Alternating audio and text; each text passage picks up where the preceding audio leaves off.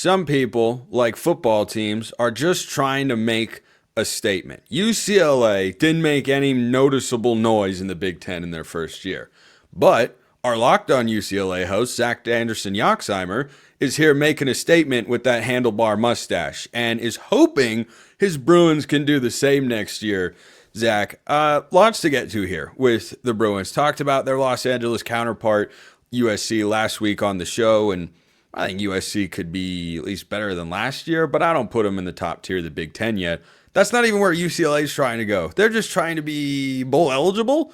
That'd be great. I don't think their schedule really allows for that very easily, but big picture, are you optimistic about DeShaun Foster's second season? I think he's doing the right things in terms of changing the culture. Remember, he had a short offseason to get a staff, get players in, because Chip Kelly left very late into the 24 calendar year before a season, beyond anything. So he had to get like Eric Bieniemy as an offensive coordinator, get a lot of coaches, keep that intact.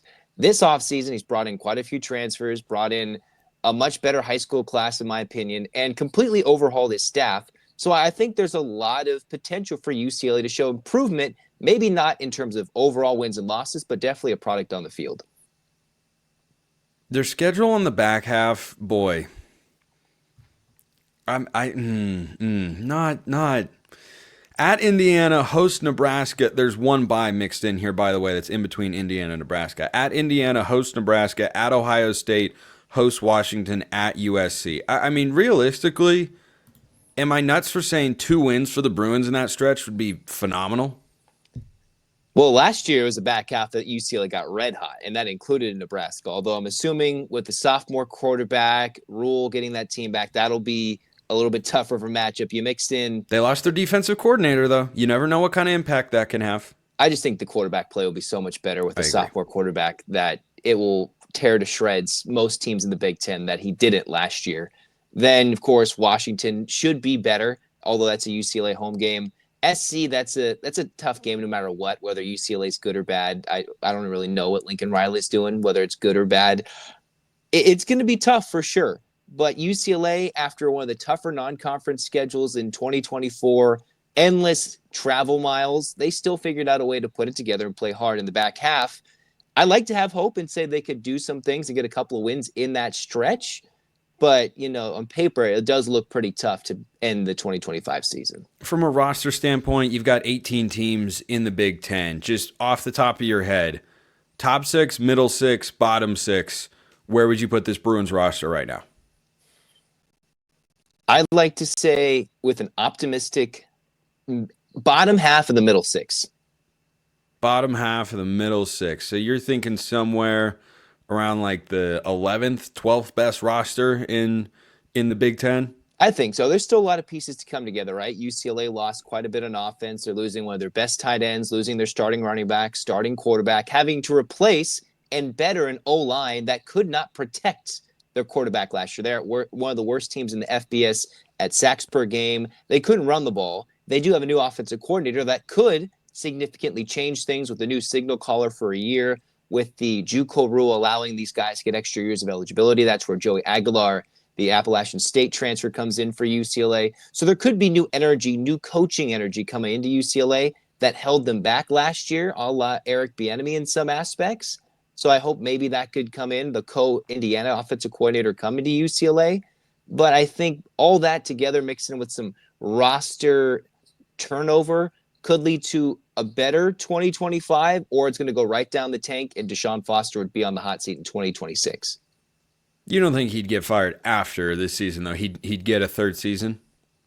Let me tell you something, Spencer. So the Super Bowl just finished. It was in NOLA. Last time the Eagles were in the Super Bowl, I was at UCLA. I was with UCLA, not with them, but traveling to go see UCLA at LSU. Stopped in New Orleans. Ran into the UCLA athletic director on Bourbon Street. Literally ran into him. What a spot.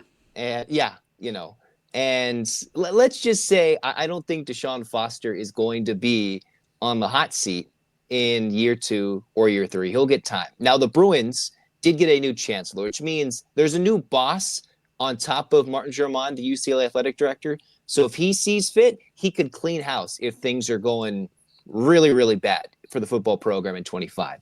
I don't think they fire him after year 2. They'd have to go like 0-12, 1-11, be embarrassed by USC for that to truly happen, for him not to start his third year, regardless of how this year finishes.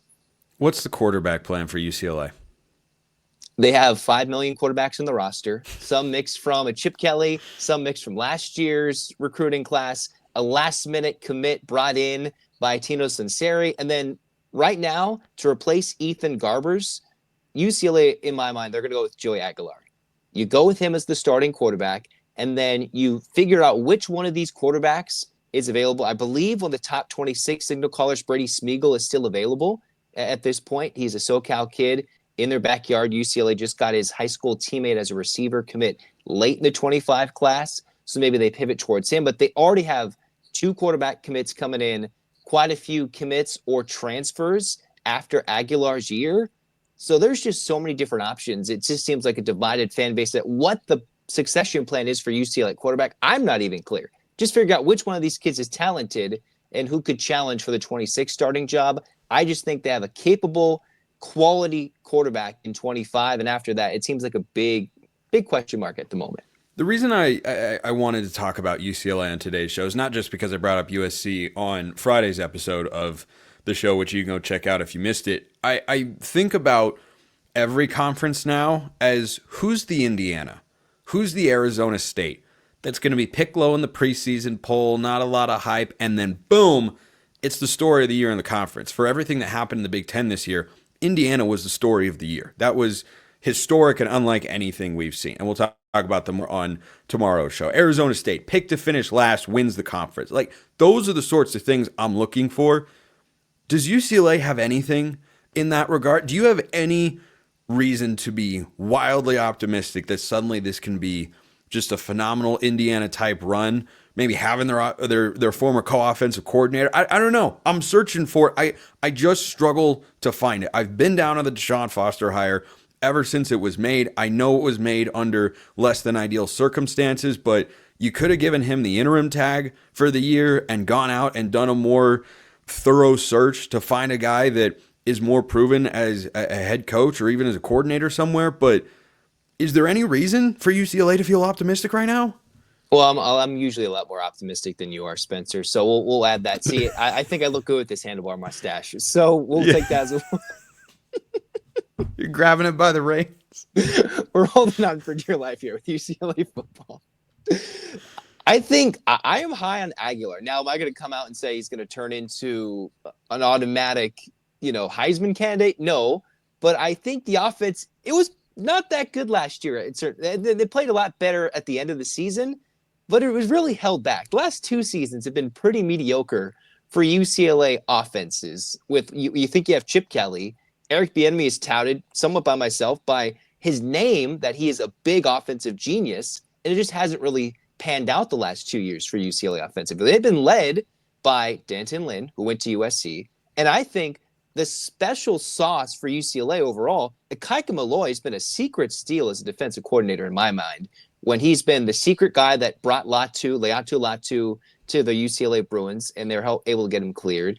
Find ways to get some hidden gems like Carson Schlesinger defensively. Went from walk-on to one of the best Big Ten linebackers, best linebackers in the country. So I believe in UCLA's ability to translate defensively, even though they have a lot of holes at linebacker with some graduations and Trent and graduations in the DBs. It's just offensively, is Tino Sunseri, a quarterback guru, whisperer. They've got a 5th, 6th-year quarterback and his wide receiver running mate. And for the guys they lost, the Logan Loyas, the J. Michael Sturdivants, Maliki Matavau, whether to graduation or the transfer portal, for the most part, they've kind of filled those gaps, a little bit less at tight end. It's can they handle the pressure up front with the O-line? Can they win in the trenches or just not lose as much? And is Sunseri truly an offensive genius in the making, where he's going to be at UCLA 2 years before he's looking for a head coaching job?